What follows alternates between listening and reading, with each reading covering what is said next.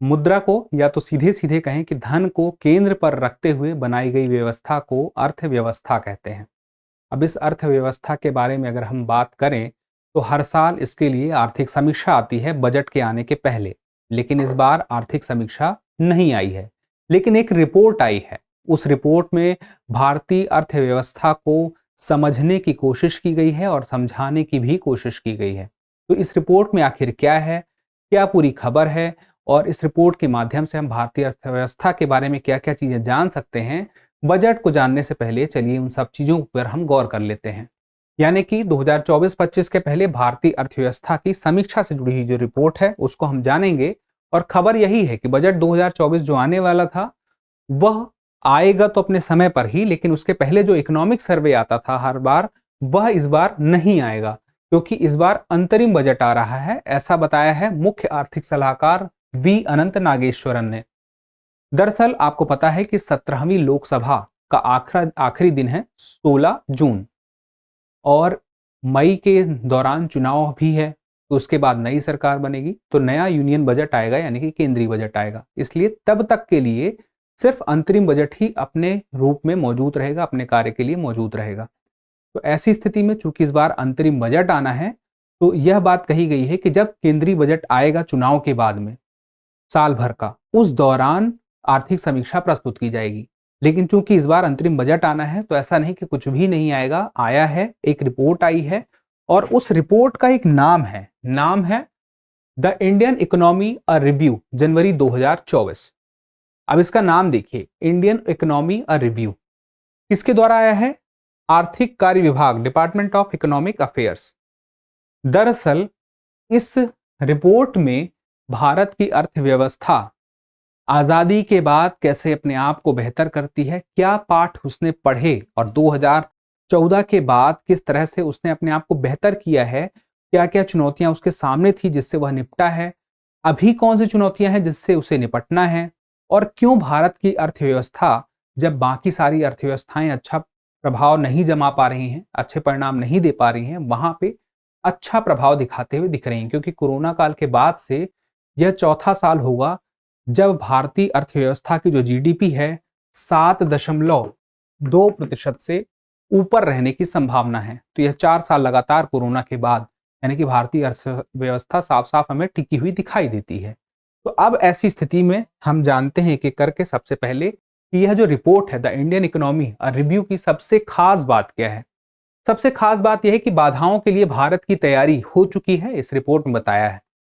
इस रिपोर्ट के माध्यम से बात कही गई है कि भारतीय अर्थव्यवस्था इस चुनौती के लिए तैयार है कि किसी भी प्रकार का अगर दिक्कत आता है, यानी कि डिस्टरबेंस आता है, तो वैसी स्थिति में वह कोई भी परेशानी से मुकाबला करने के लिए तैयार है, अर्थव्यवस्था पर प्रभाव नहीं पड़ेगा।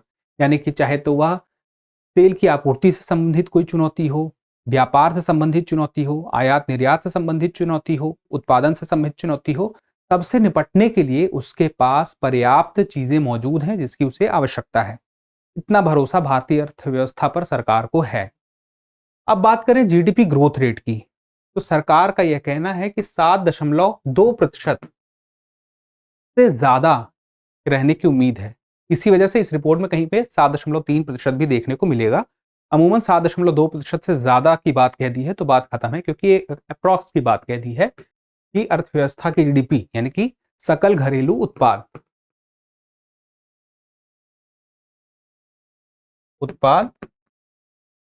ग्रोथ रेट, यानी कि वृद्धि दर रहेगी। जीडीपी की वृद्धि दर 7.2। अब जीडीपी को तो आप समझते हैं कि साल भर में देश में जितनी भी वस्तुएं हैं और सेवाएं हैं उनका कुल मूल्य जो होगा वह जीडीपी होगा। इसके माध्यम से, जीडीपी के माध्यम से हमें आसानी से पता चल जाता है कि कोई देश की अर्थव्यवस्था कितना बेहतर कर रही है। अगर जीडीपी बढ़ रही है, हर साल बढ़ रही है या टिकी हुई है, इसका मतलब यह है कि वहां पर लोगों की आय बढ़ रही है, रोजगार ज्यादा बढ़ रहे हैं, निवेश बढ़ रहा है, खाने पीने की समस्या नहीं हो रही है, लाइफस्टाइल बेहतर हो रही है।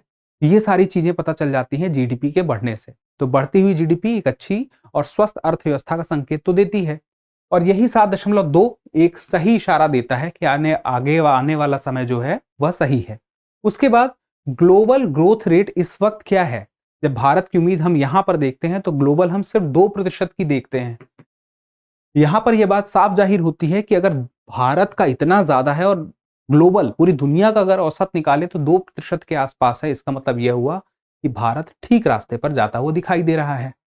2027 तक इसी वजह से भारत की अर्थव्यवस्था के लिए अनुमान लगाया जा रहा है कि 5 ट्रिलियन डॉलर की इकोनॉमी होने की पूरी संभावना है। 5 ट्रिलियन डॉलर की इकोनॉमी होने की बात बहुत समय से हम सुनते आ रहे हैं। इस बार इस रिव्यू में, इस रिपोर्ट में साफ साफ कह दिया है कि 2027 तक भारत 5 ट्रिलियन इकोनॉमी बन सकता है। 1 ट्रिलियन में 1 लाख करोड़ होंगे, तो 5 ट्रिलियन में 5 लाख करोड़ होंगे। इसमें कोई दो राय नहीं है, यह तथ्य फिक्स है। 2030 तक की बात करें तो 2030 तक में 7 ट्रिलियन डॉलर की इकोनॉमी होने का अनुमान लगाया गया है। और साथ में यह भी कहा गया है कि 2027 तक जैसे ही भारत 5 ट्रिलियन डॉलर की इकोनॉमी वाला देश बनता है, उसके साथ ही भारत दुनिया की तीसरी सबसे बड़ी अर्थव्यवस्था बन जाएगा। अभी दुनिया की 5वीं सबसे बड़ी अर्थव्यवस्था बना हुआ है, फिर तीसरी बन जाएगा।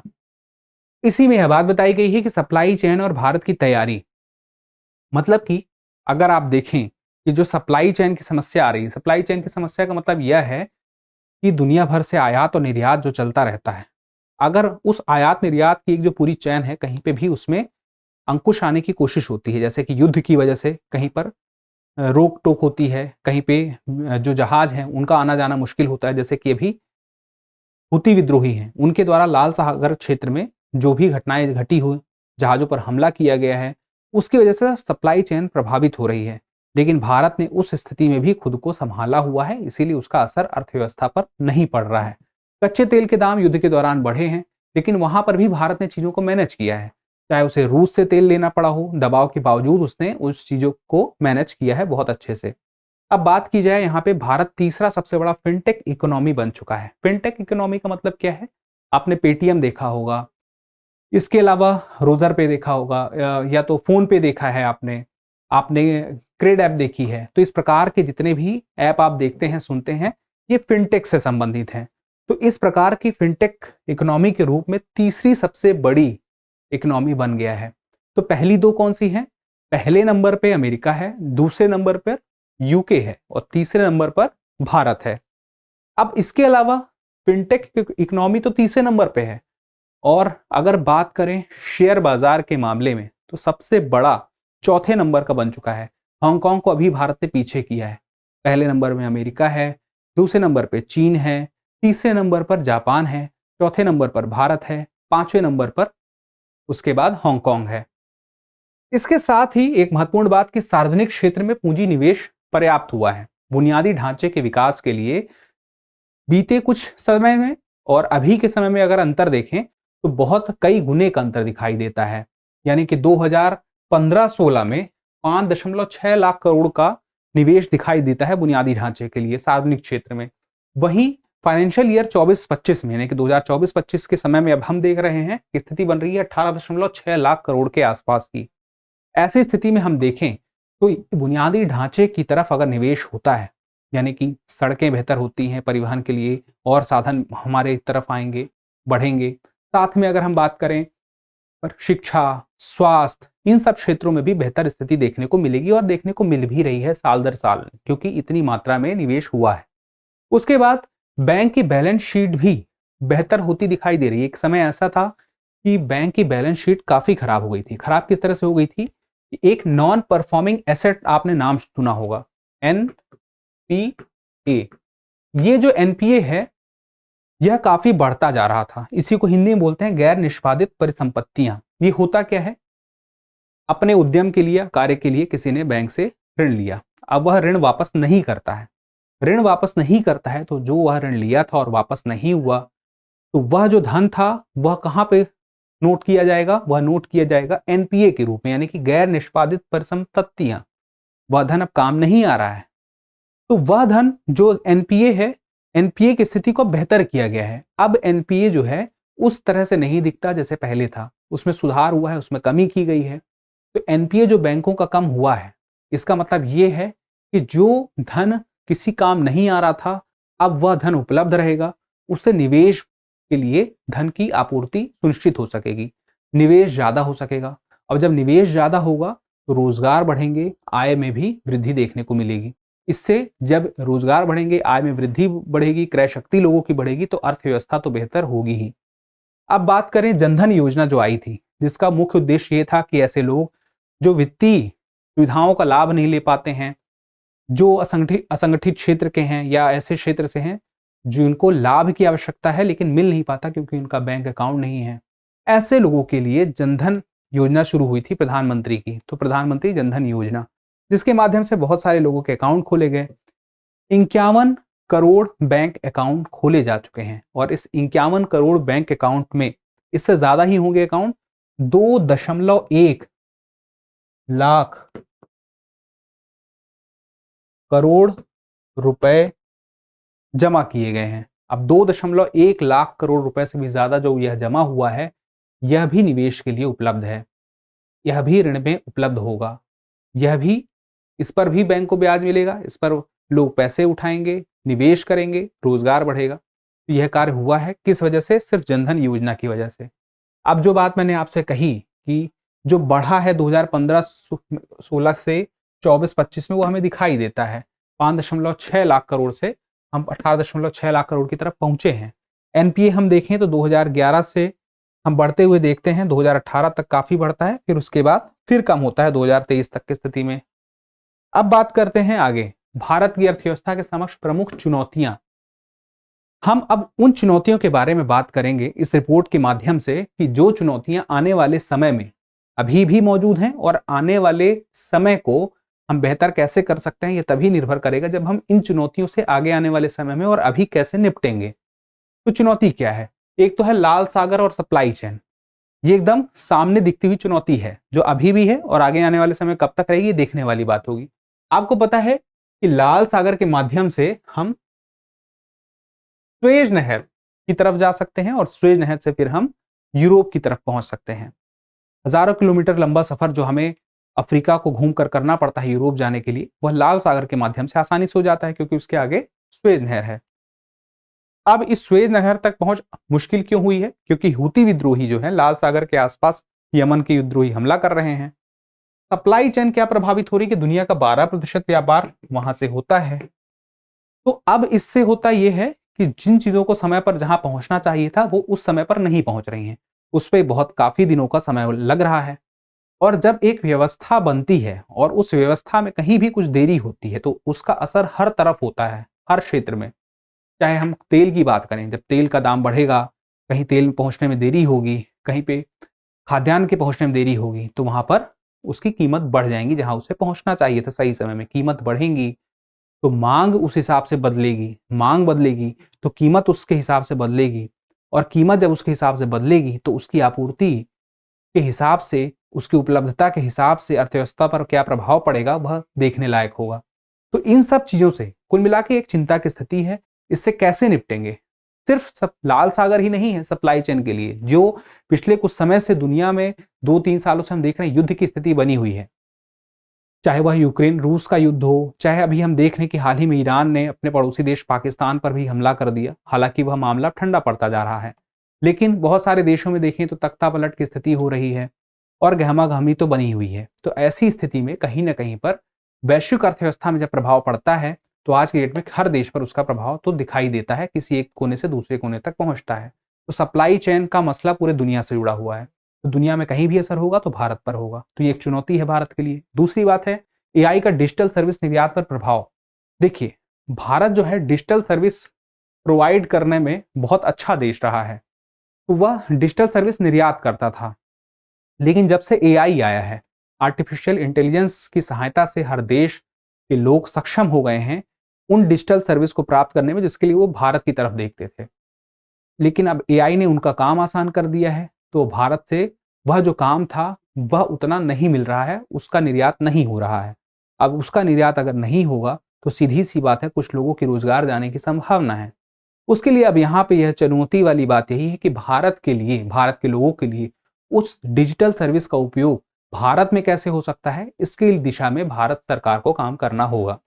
उसके बाद देखें ऊर्जा संक्रमण, एनर्जी ट्रांजिशन की बात करें पूरी दुनिया में एक समय ऐसा था जब ऐसे ऊर्जा स्रोत का उपयोग किया जा रहा था, जीवाश्म ईंधन का उपयोग किया जा रहा था, जिससे वायु प्रदूषण हो रहा था, जलवायु पर उसका असर पड़ रहा था और उसकी वजह से वैश्विक तापमान में वृद्धि हो रही थी। लेकिन अब क्योंकि धीरे-धीरे जलवायु की तरफ लोगों का ध्यान गया है, तो अब लोग यह मांग करते हैं कि आप जिस ऊर्जा का उपयोग करते हैं वह स्वच्छ ऊर्जा हो। यह दबाव लगभग नैतिक रूप से हर देश की तरफ है। भारत के पास भी यह दबाव है। तो भारत ने साफ-साफ कहा है, अपना भी लक्ष्य निर्धारित कर दिया है कि स्वच्छ ऊर्जा की तरफ वह धीरे-धीरे बढ़ेगा और 2070 आते-आते वह नेट जीरो, जिसको हम बोलते हैं नेट जीरो कार्बन इमिशन। इसका मतलब क्या है नेट जीरो कार्बन इमिशन का? स्वच्छ शून्य ऊर्जा। यानी कि होगा यह कि जितना मान लीजिए कि जैसे मान लीजिए कि ग्रीन हाउस गैस है CO2 या अन्य कोई ग्रीन हाउस गैस है, जितना हम वायुमंडल में छोड़ते हैं उतनी ही मात्रा में उसका स्टॉक कर सकें, उसको वातावरण से हम हटा सकें, तो वह नेट जीरो कार्बन इमिशन कहलाता है। सही टर्म यही है, नेट जीरो कार्बन इमिशन। तो उसकी स्थिति में हम तब आएंगे जब हम ऐसे ऊर्जा यानी कि ऐसे ईंधन का उपयोग करेंगे जो कि वायुमंडल को प्रभावित ना करते हों, जैसे कि गैर जीवाश्म जो जीवाश्म ईंधन है उसका उपयोग नहीं करेंगे, बल्कि हम जीवाश्म ईंधन की जगह सौर ऊर्जा, पवन ऊर्जा, इस प्रकार की ऊर्जा का उपयोग करेंगे। और आपको पता है कि भी हाल ही में प्रधानमंत्री सूर्योदय योजना भी लागू हुई थी इसी दिशा में कि हम ज्यादा से ज्यादा सोलर एनर्जी का उपयोग करके घर की बिजली की आपूर्ति कर सके, जिससे कि जीवाश्म ईंधन का दहन अनावश्यक ना हो और जलवायु पर उसका असर ना पड़े। तो 40 गीगावाट का हमने लक्ष्य रखा है सौर ऊर्जा के लिए। इसी प्रकार से हमारे लक्ष्य साल दर साल बढ़ते जाएंगे और हम नेट जीरो कार्बन इमिशन की तरफ बढ़ते जाएंगे। लेकिन इसके लिए ये जो चुनौतियां हैं, इसके लिए सटीक रणनीति जब बनेगी और सरकार एक एक करके रणनीति की तरफ बढ़ती आ रही है, उसका प्रभाव क्या होता है, रणनीति बनने के बाद प्रभाव क्या होता है, वह आने वाले समय में देखने को पता चलेगा। अब देखने वाली बात यह है कि 2014 में जब भारतीय अर्थव्यवस्था के सामने चुनौतियां आई थी तो वह किस तरह की थी और 2024 तक आते आते उन चुनौतियों को लेकर के क्या परिवर्तन देखने को मिलता है या उससे हम निकल पाए हैं या नहीं निकल पाए हैं। सबसे पहली बात निर्णय लेने की। तो 2014 के पहले की स्थिति में जो सरकार थी उसके बारे में यह कहा गया है कि निर्णय लेने की स्थिति उतनी मजबूत नहीं थी, यानी कि निर्णय लेने में हमेशा देरी हो रही थी। अब वह जो देरी है नहीं हो रही है। तो देरी ना होने से, जल्दी निर्णय लेने से होता यह है कि जो भी बाधा है, मुश्किल है, अगर हम उस जितनी जल्दी निर्णय लेंगे उतनी जल्दी उसका असर दिखेगा, इंप्लीमेंट कर पाएंगे जो उपाय है उसके लिए। और ये दिखाई भी देता है।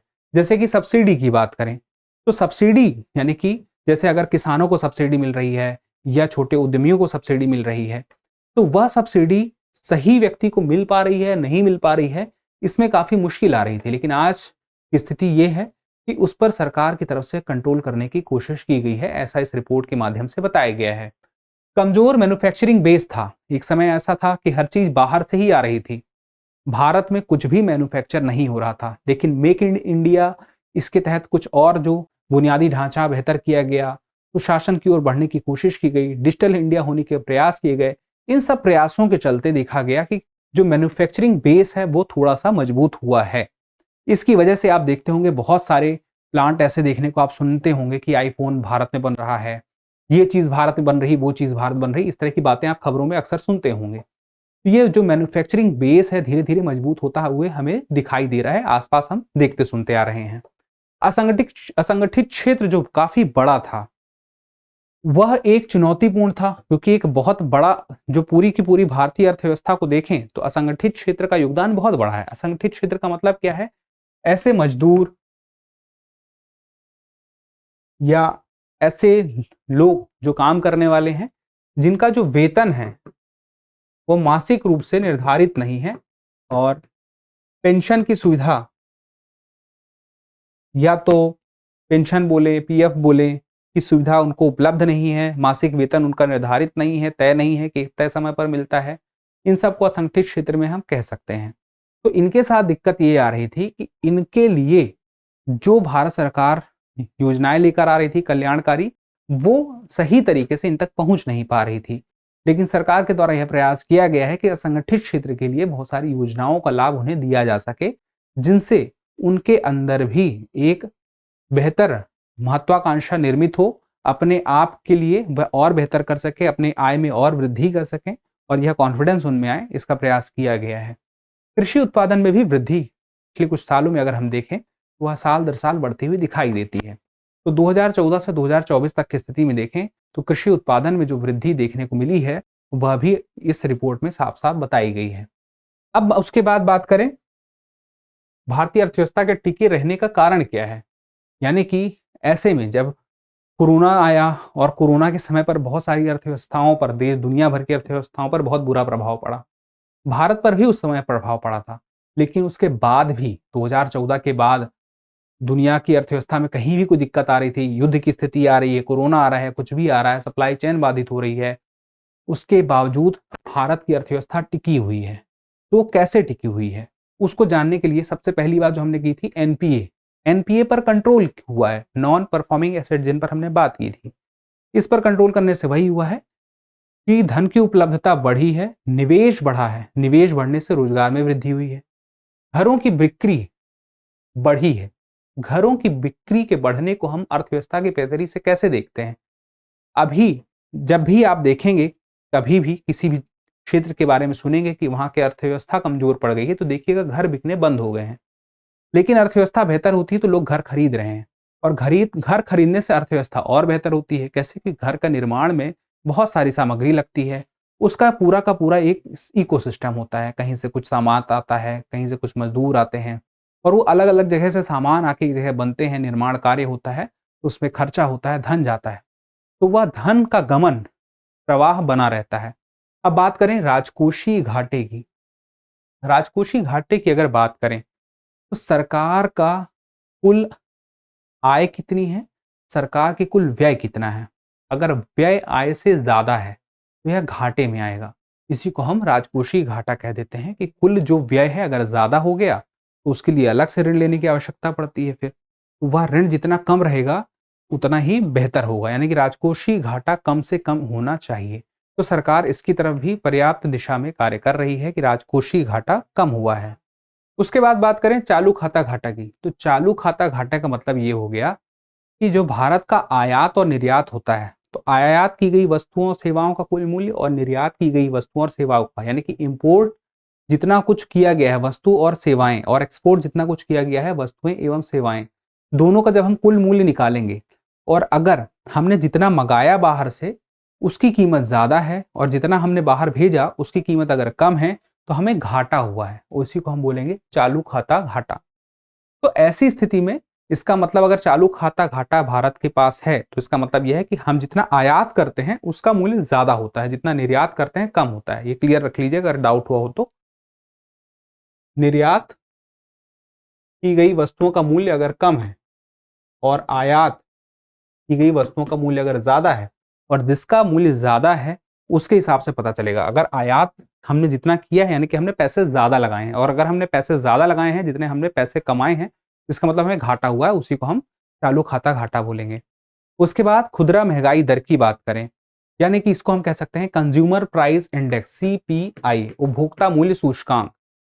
यह जो इन्फ्लेशन की बात हो रही है, सीधे सीधे कह सकते हैं मुद्रास्फीति की बात हो रही, महंगाई की बात हो रही है, तो यह जो महंगाई है उपभोक्ता की तरफ से जो देखने को मिलती है, एक होता है होलसेल प्राइस इंडेक्स, एक होता है उपभोक्ता मूल्य सूचकांक यानी कि कंज्यूमर प्राइस इंडेक्स। तो कंज्यूमर प्राइस इंडेक्स की तरफ से हम देखते हैं तो जो महंगाई दर है, इन्फ्लेशन रेट है, वह काफी ज्यादा है, वह दहाई में देखने को मिलता है। 2013 की स्थिति में आप देखिए तो 10.2 था, लेकिन उसके बाद आगे आप देखिए तो 14, 15, 16 के बाद यह कम होता हुआ दिखाई देता है, और कोरोना के समय पर अब देखें तो 20 और 21 में यह फिर बढ़ता है और उसके बाद फिर इसे कंट्रोल करने की कोशिश होती है, तो 21 में 6.1 से फिर 24 में यह 5.5 तक पहुंच जाता है, लेकिन अभी इकाई में ही है।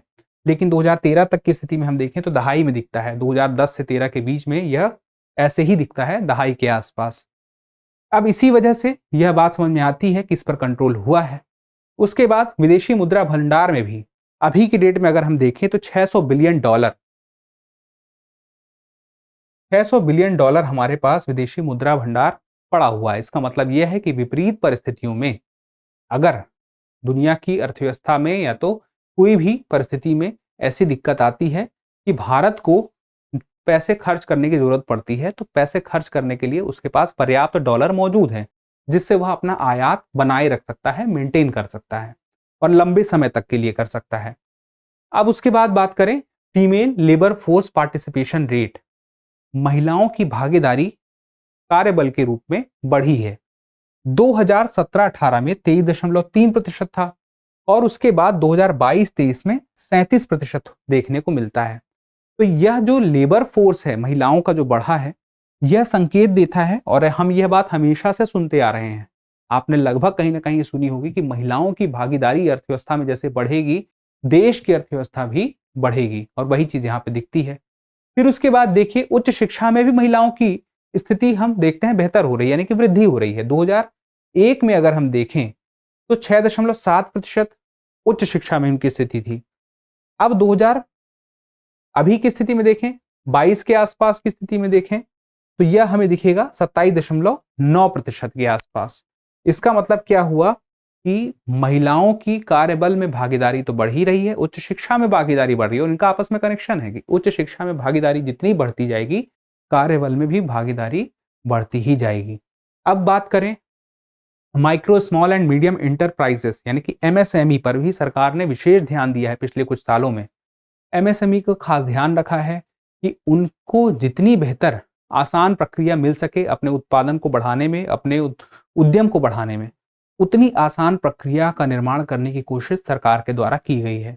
उसके बाद जीडीपी का एडॉप्शन अगर हम देखें तो जीडीपी का एडॉप्शन एक समय तक नहीं हो रहा था, काफी विरोध भी देखने को मिल रहा था, लेकिन कोरोना के बाद से हम देखते हैं पिछले कुछ सालों में इसका एडॉप्शन हो चुका है। लगभग हर क्षेत्र में, देश के पूरे क्षेत्र में इसे पूरी तरह से स्वीकार कर लिया गया है और इसे पटरी पर हम कह सकते हैं कि उतार लिया गया है। तो अब गाड़ी तेज गति से भाग रही है, पर्याप्त जीएसटी कलेक्शन भी होता हुआ दिखाई दे रहा है। मैंने जीडीपी लिखा है, इसको जीएसटी कर लीजिएगा, जीएसटी का एडॉप्शन है तो याद रखिएगा, गुड्स एंड सर्विस टैक्स। चलिए अब आते हैं बात हम सवाल की। सवाल के पहले कुल मिला के अब इस रिपोर्ट से हम क्या कुछ समझ पाए हैं, वो ये समझ पाए हैं कि हमारे पास जो जो चुनौतियां थी, हम 2014 के पहले की बात भी कर सकते हैं। 2014 तक की हम स्थिति नहीं देख रहे हैं कि 2014 के बाद भारतीय अर्थव्यवस्था कैसे टिकी रही। जब भी कोई बड़ी बिल्डिंग खड़ी होती है तो उसके साथ साथ उसकी नींव भी देखी जाती है। तो वह नींव जो मजबूत हुई है 2014 के पहले से भी होना शुरू हो गई होगी कहीं ना कहीं, क्योंकि हम देख सकते हैं कि जो हम पहले क्लोज मार्केट थे, एक बंद अर्थव्यवस्था के रूप में हम जब शुरुआत हुई थी, भारत आजाद हुआ था, तो उस वक्त हम मुख्य रूप से बंद अर्थव्यवस्था के रूप में दिखाई देते हैं। लेकिन धीरे धीरे समय बीतता है, हमें समझ में आता है कि हमें थोड़ी सी खुली अर्थव्यवस्था होना पड़ेगा और हम खुली अर्थव्यवस्था होने की तरफ बढ़ते हैं। फिर उसके बाद हमें देखते हैं कि सिर्फ सरकार अगर निवेश करेगी तो बात नहीं बनेगी, तो हमने प्राइवेट सेक्टर से भी इन्वेस्टमेंट लेना शुरू किया। वहां पे प्राइवेट सेक्टर की भूमिका जब बढ़ी तो देश की तरक्की में भी उसका योगदान देखने को मिलता है, अर्थव्यवस्था की वृद्धि भी देखने को मिलती है। इसके अलावा तकनीकी का इस्तेमाल भी, चाहे हम बात करें अभी हम जिस तरह से पिछले 10 सालों में तकनीकी देखते हैं, जब से कंप्यूटर आए हैं उस दौरान भी हम देखते हैं कि तकनीकी का इस्तेमाल सही समय पर जल्दी कर लेने से भारत के पास अपनी एक अलग किस्म की दक्षता है। जो मैंने आपको डिजिटल एक्सपोर्ट की बात की थी, सर्विस एक्सपोर्ट की, वह बहुत पहले से मौजूद है। तो ये सारी की सारी चीजें भारत को एक मजबूत नींव प्रदान करती हैं। तो अब आने वाले समय में जो भी चुनौतियों की हमने बात की थी, 3 चुनौतियों की, उन्हें देखना होगा कैसे सरकार निपटती है और उनको बनाई गई नीतियों के हिसाब से उसका क्या परिणाम निकलता है। अब देखते हैं सवाल, वर्ष 2027 तक भारत के कितने ट्रिलियन डॉलर इकोनॉमी की अर्थव्यवस्था होने का अनुमान है? 3, 5, 7 या 9? आप अपना जवाब कमेंट बॉक्स में जरूर दीजिएगा। आप जवाब देते हैं तो हमें और बेहतर करने की प्रेरणा मिलती है। अब इसके बाद बजट भी देख लीजिएगा, बजट वीडियो भी देख लीजिएगा, और बजट स्पेशल एक पूरी की पूरी सीरीज है आपके लिए। इस सीरीज में बहुत सारे वीडियो हैं। अगर आप ये सारे वीडियो देख लेंगे तो भारत के बजट के बारे में आपको लगभग मोटी जानकारी सारी हो जाएगी जितनी आपके काम की है। फिलहाल के लिए इतना ही, जल्दी मिलते हैं अगले एपिसोड में। तब तक के लिए स्वस्थ रहें, मस्त रहें और पढ़ते रहें। धन्यवाद। डियर व्यूअर्स, अपने एग्जाम की तैयारी को और बेहतर करने के लिए हमारे चैनल को लाइक, शेयर और सब्सक्राइब करना न भूलें।